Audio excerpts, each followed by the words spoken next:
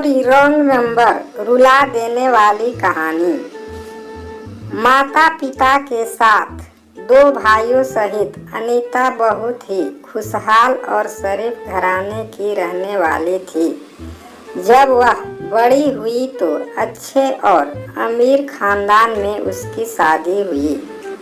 शादी के लगभग 5 साल बीत चुके थे और अनीता 2 बच्चों की मां बन चुकी थी। एक दिन की बात है, अनीता के मोबाइल पर एक फोन आता है।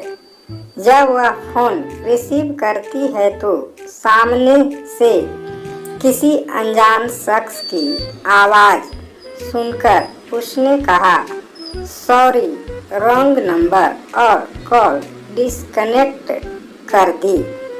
उधर कॉल करने वाले ने जब आवाज़ सुनी तो वह समझ गया कि ये नंबर किसी लड़की का है। अब तो कॉल करने वाला लगातार कॉल करता रहता है, पर अनीता कॉल रिसीव नहीं करती है। उसने थक हार कर फिर मैसेज का सिलसिला शुरू कर दिया और लिखा, जानू बात करो ना, मोबाइल क्यों रिसीव नहीं करती, एक बार बात कर लो यार। उस औरत की सास बहुत मक्कार और झगड़ालू थी। अगले दिन जब मोबाइल की रिंगटोन बजी तो सास ने कॉल रिसीव कर लिया। सामने से उस लड़के की आवाज़ सुनकर वो शॉक्ड रह गई। लड़का बार बार कहता रहा कि जानू मुझसे बात क्यों नहीं कर रही, मेरी बात तो सुनो प्लीज़, तुम्हारी आवाज़ ने मुझे पागल कर दिया है, वगैरह वगैरह। सास ने खामोशी से सुनकर मोबाइल बंद कर दिया। जब रात को उसका बेटा घर आया तो उसे अकेले में बुलाकर बहू पर बदचलनी और अनजान लड़के से फोन पर बात करने का इल्ज़ाम लगाया। पति ने तुरंत पत्नी को बुलाकर बिना कुछ पूछे बुरी तरह मारना शुरू कर दिया। जब वो उसे बुरी तरह पीट चुका तो माँ ने मोबाइल उसके हाथ में दिया और कहा, इसी में तुम्हारी बीवी के यार का नंबर है। पति ने कॉल डिटेल्स चेक की, फिर एक एक करके सारे अनरीड मैसेज पढ़े तो वह और गुस्से में बौखला गया।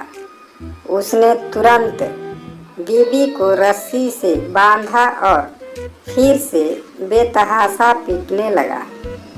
उधर माँ ने लड़की के भाई को फ़ोन किया और कहा कि हमने तुम्हारी बहन को अपने यार से मोबाइल पर बात करते और मैसेज करते हुए पकड़ लिया है, जिसने तुम्हारी इज्जत की धज्जियां उड़ा दी।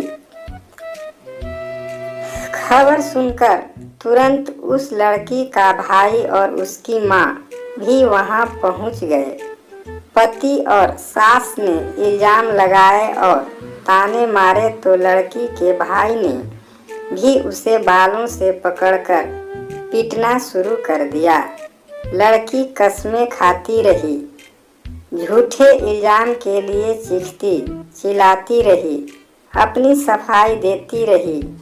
जाहिल और शैतान सास और पति के आगे बेचारी बेबस रही। लड़की की माँ ने अपनी बेटी से कहा कि भारतीय होकर गीता पर हाथ रखकर कसम खाओ तो उसने नहाकर फौरन सबके सामने गीता पर हाथ रखकर कसम भी खाई, लेकिन शैतान सास ने इसे नकार दिया और कहा कि जो अपनी पति से गद्दारी कर सकती है तो उसके लिए गीता की कसम भी कोई मुश्किल काम नहीं है। इसके साथ पति ने वो सारे मैसेज उसके भाई को दिखाए जो लड़के ने अनीता के लिए किए थे। सास ने मक्कार और चालाक कहकर आग पर घी डाल दिया।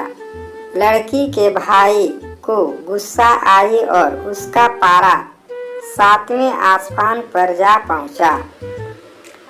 उसने तुरंत पिस्तौल निकाली और लड़की के सिर में 4 गोलियां दाग दी और इस तरह एक रॉन्ग नंबर ने एक खानदान उजाड़ दिया और 2 बच्चों से उसकी मां को छीन लिया।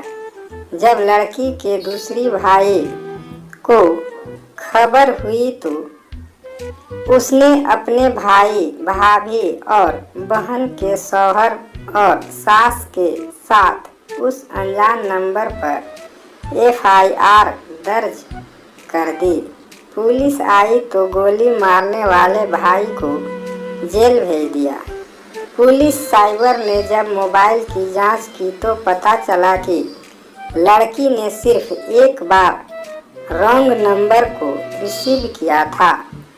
इसके बाद उस नंबर से वो कॉल और मैसेजेज के जरिए लड़की को फंसाने के चक्कर में लगा रहा। सारी बातें साफ होने के बाद जब दूसरे भाई को खबर हुई जिसने बहन को गोली मारी थी तो उसने उसी वक्त जेल में खुदकुशी कर ली और रॉन्ग नंबर मिलाने वाले लड़के को पुलिस ने पकड़कर हवालात में डाल दिया। और इस तरह एक रॉन्ग नंबर ने सिर्फ 3 दिनों में एक भारतीय दामन औरत को उसके 2 बच्चों से पूरी जिंदगी के लिए दूर कर दिया और अगले 3 दिनों के अंदर 2 बच्चे अनाथ और 2 खानदान तबाह और बर्बाद हो गए। जरा सोचिए और बताइए कि कसूरवार कौन है? रॉन्ग कॉल करने वाला, मक्कार सास, शक्की और जाहिल पति, गैरतमंद भाई या फिर मोबाइल? आप सब लोग गौर से सोचकर कमेंट जरूर कीजिएगा और वो पति और भाई लोग से नम्र निवेदन है कि किसी भी औरत पर इल्ज़ाम लगाने से पहले सच्चाई जान लें, तब फैसला करें, क्योंकि पत्नियां और बेटियां ऐसी नहीं होती। और कुछ लोग जो रॉन्ग नंबर जानकर किसी महिला के पास फ़ोन बार बार करते हैं, उन्हें खुद समझना चाहिए कि हमारे घर में भी एक माँ, बहन, बेटी है। सबका सम्मान करें। इस कहानी से ये सबक मिलता है कि शक के आधार पर निर्णय नहीं लेना चाहिए। पहले पूरी जांच पड़ताल करनी चाहिए और कॉल रिकॉर्ड पहले ही जांच किया होता तो आज 2 की जान नहीं जाती और परिवार अनाथ नहीं होता। जिसको आप नहीं जानते प्लीज़ कॉल मत करो, हाथ जोड़कर विनती है। ऐसे ही कहानी प्रतिदिन सुनने के लिए इस चैनल को सब्सक्राइब करें। धन्यवाद।